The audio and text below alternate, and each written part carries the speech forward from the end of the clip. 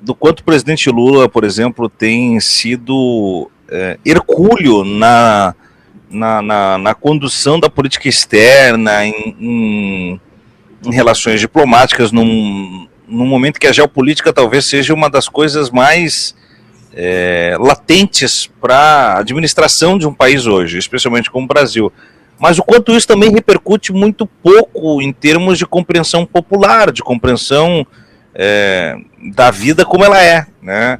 E a mágica que vai precisar ser feita numa temporada em que você não pode se desligar dessas urgências internacionais que chamam Lula a agir, ou de pautas como essa que você trouxe agora, que é de estancar uma torneira, mas não necessariamente isso converter para a sociedade, e ao mesmo tempo você tem que fazer essa entrega, não visando eleições, mas porque se tudo der errado, e vou bater na madeira aqui para que não dê, mas Lula não consegue se reconduzir ao cargo, tem que deixar o melhor efeito colateral possível, porque, afinal de contas, daí entrega para a extrema-direita num momento em que a extrema-direita está com um bafo de hiena, né?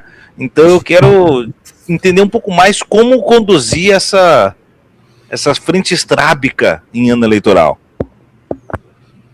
Em ano eleitoral, nesse ano eleitoral, a gente tem uma vantagem estratégica para o Executivo Federal, que é a presença do Lula. E vou dizer com todas as letras aqui, essa é a vantagem que nós temos como campo.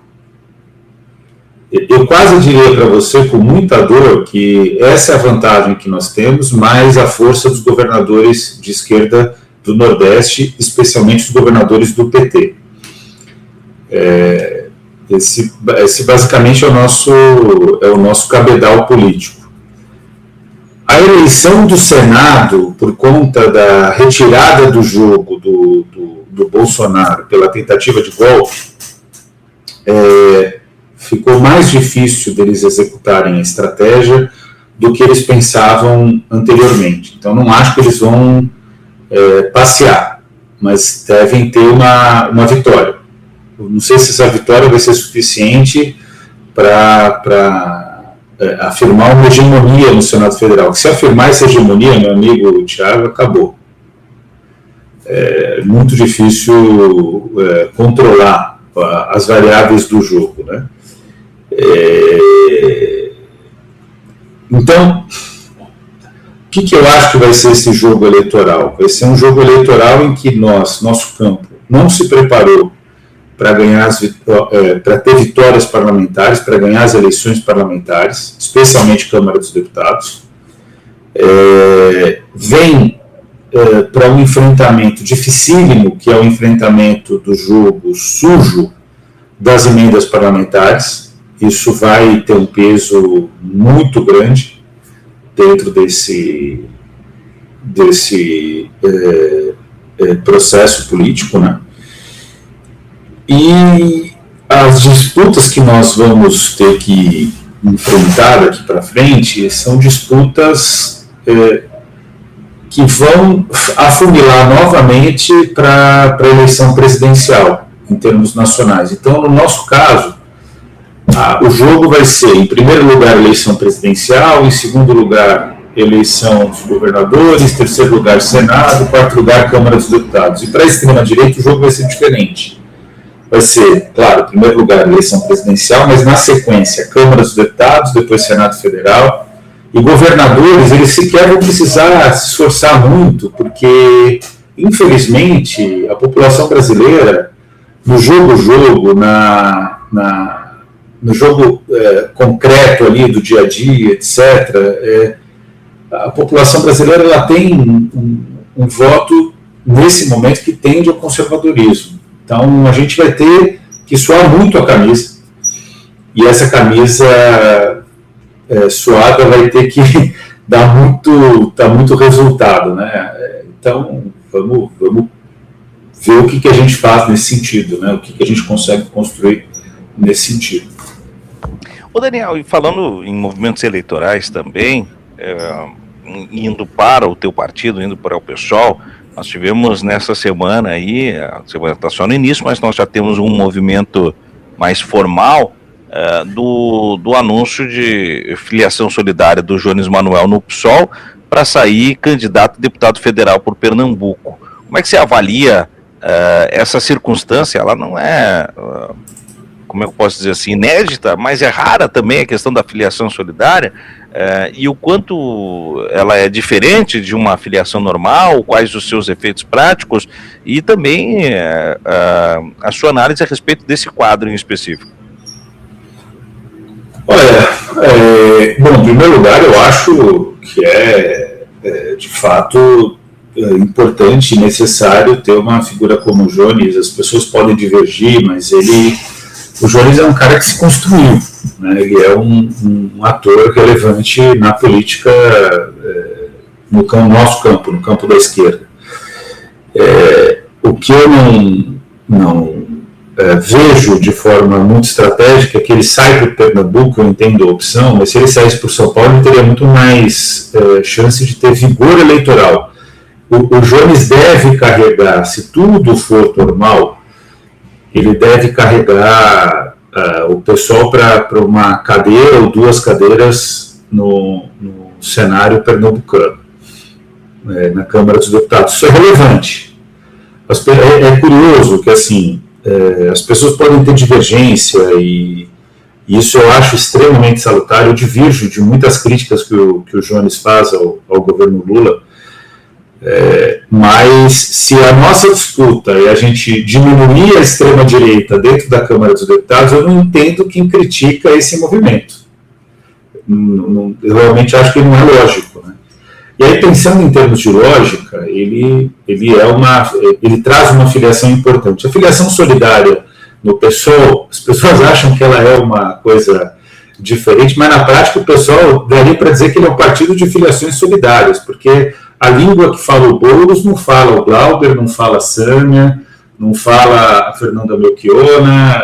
As divergências elas são muito mais presentes do que as convergências. O PSOL ele se consolidou como um partido que o Boulos tem a hegemonia nacional, o grupo do Guilherme, mas é um partido que cada um opera do jeito que quer.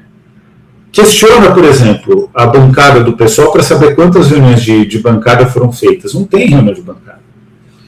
Então não tem centralidade, especialmente nessa gestão. Alas do PSOL cometeram erros graves no processo de impeachment contra a presidenta Dilma. Isso é um fato, e eu divirjo absolutamente, né? Nunca duvidei, né, da honestidade, da importância do mandato da presidenta Dilma, e lutei, fui para todas as manifestações, tive com a própria presidenta Dilma no Palácio do Planalto, enfim. Então, eu só estou querendo dizer que essa filiação solidária, se você for observar pelo movimento natural do PSOL, ela é mais constante do que a são, né? Porque na prática são grupos que não convergem. O pessoal tinha um pouco mais de solidez na gestão do Juliano, mas porque tinha na figura do Ivan Valente uma liderança muito forte, e as coisas foram, especialmente nessa legislatura, foram se esfacelando. Então, é um partido que cada um joga seu jogo, é um partido que atribui legendas, e no fundo o que o Jones quer? Uma legenda para poder concorrer, porque o partido dele ainda não foi montado, né? Isso é curioso, que assim, numa análise estritamente de ciência política, o Jones vai fazer um movimento que é equivalente ao movimento que o MBL fez com muito dinheiro, coisa que o Jones não tem em termos comparativos, né? Que é a tentativa de construir um partido. Agora o MBL construiu missão. Vai sofrer demais, eu imagino. Posso estar errado, tá? Espero que eu esteja certo. Mas eu acho que o MBL vai ter uma derrota eleitoral muito grande, né? E uma derrota política muito grande também, agora em 2026. E o Jones vai tentar, via PSOL, como o MBL usou o União Brasil, por exemplo, no caso aqui de São Paulo, e outros partidos, Partido Novo, em outros lugares, etc., o Jones vai tentar usar a legenda do PSOL para construir uma nova alternativa partidária, que é o PCBR. A chance de conseguir prosperar isso é muito pequena, porque a tendência concreta pelo sistema eleitoral é o afunilamento partidário. Então é muito provável aí nos próximos anos, podem anotar isso daí, porque é o que já está negociando. PP e União Brasil se aproximando, União Brasil que já é fruto de uma fusão, tentando construir uma nova legenda, que é uma legenda que vai ser a legenda do centrão de extrema-direita, que na prática é o direitão, o PSD do Kassab permanecendo como hoje ele está, e praticamente sendo o novo PMDB, e vai, inclusive, pode acontecer dele incorporar setores importantes do PMDB, e o PMDB, por asfixia, vai morrer. O PSDB, muito provavelmente, deixa de existir, vai ter uma fusão entre legendas e que depois tende a ser capturado pelo PSD.